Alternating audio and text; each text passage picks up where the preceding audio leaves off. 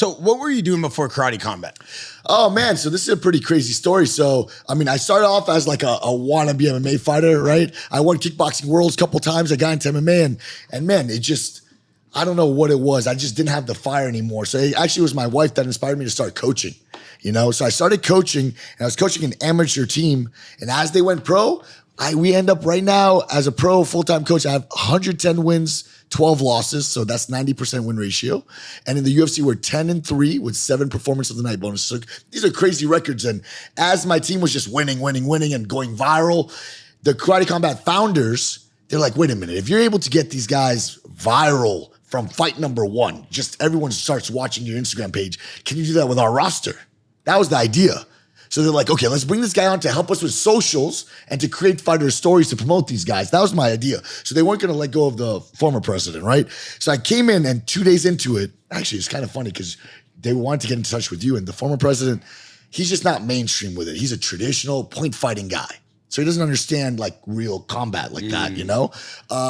So 2 days in, you know, after the value I showed, they're like, dude, let's remove this. That was the past. He was great for what we needed back then. And let's go mainstream and try out, take a risk on me. So I was just a small town MMA coach in a small gym, 3,000 square foot. And then we skyrocketed with Karate Combat, where I've been president for 7 months now.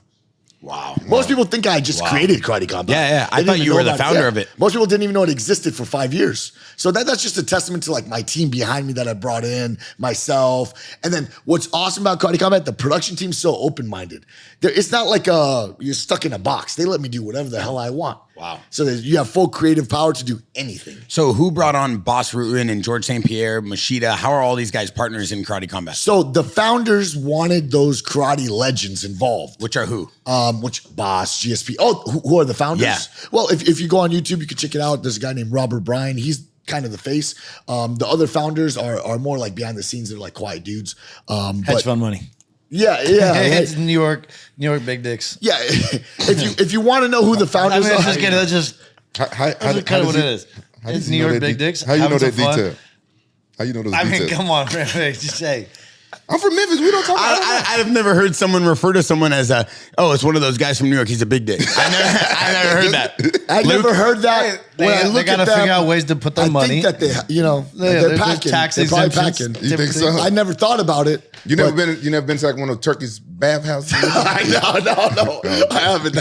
haven't done that yet. It's a different kind of swing, Rampage. It's a different kind of swing. You guys know about Wolf on Wall Street, right? Yeah. You've seen that movie? Yeah. That's what the founders are like. Oh, They're nuts. They're awesome, dude. They're pitchside screaming, going crazy. You would never expect it. Hey, those dudes know how to party. Yeah. Oh, yeah. I'm sure Luke partied with a couple of them. No. I'm assuming. Oh, well, did you guys party or not? Well, he knows a lot about those guys. You know a lot of intimate details. You guys must have been partying very intimately.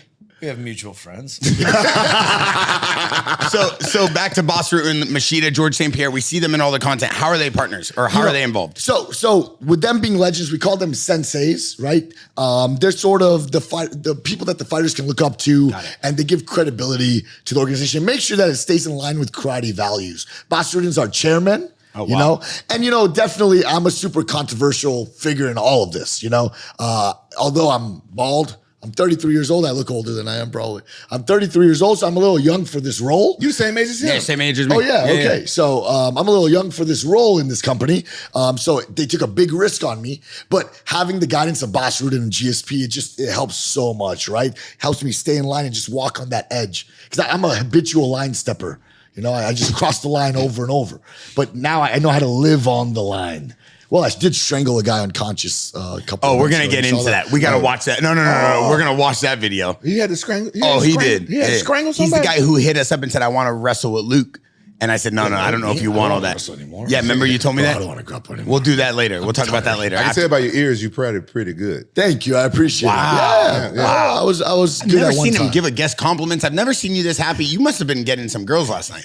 You're on a whole another planet. I pulled the video of this guy strangling the guy out. Oh, God. So what's the backstory here? What's this kid do? I didn't see the I'll give you the rundown. Oh, he's out already. Okay. Well done. That's awesome. Did you just say, can Dana White do that? No, that was Big Mike, the commentator. So, I'm sure Dana White can do that. Luke, you're right. What is the backstory? I don't know what the backstory is. Where'd this guy come from? What was the?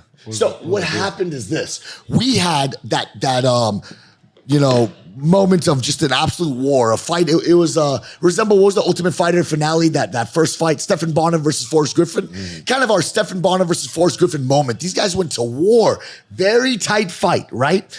And it went to a decision. The cornerman was pissed off, so he actually starts flipping off the opponent, and he leaps in the pit. Now, he jumps from the top of the wall and he just clears like halfway. This guy's an athlete, man. And he starts juking everybody. One guy tackles him and he gets up and breaks the grip, technical stand-up, and then climbs up the pit wall and starts running after the opponent.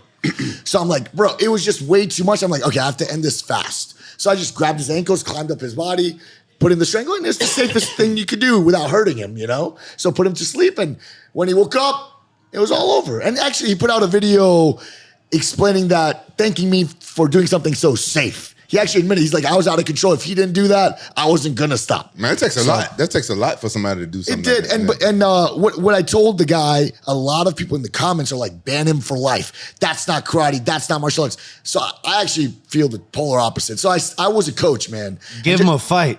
Give him a fight. Get him back in there. ASAP. Well, what I decided to do was be like, look, I offer VIP tickets for him and all his family to come back.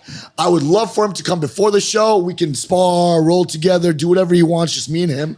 And if he wants to try to beat my ass, we can do that too. But more like as a coaching role, I want to help guide him as a martial artist. He's a young kid. He's a fighter. He's a pro fighter. And I want to make sure he goes down the right path. If I show him hatred, like kick him out, ban him, he might keep doing that. Maybe if I show him some love, hey, let's roll together. Let's talk a little bit. Maybe he'll never do that again. And I'd rather do that for him. No, that's huge. You believe in second chances, huh? Well, my gym is full of misfits, bro. I mean, offline, I'll show you some of the guys. I got 15 guys sleeping in the gym. We feed them 3 meals a day, 5 days a week.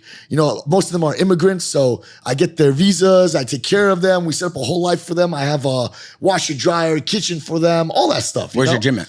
In Miami. What's the name of it? Goat Shed.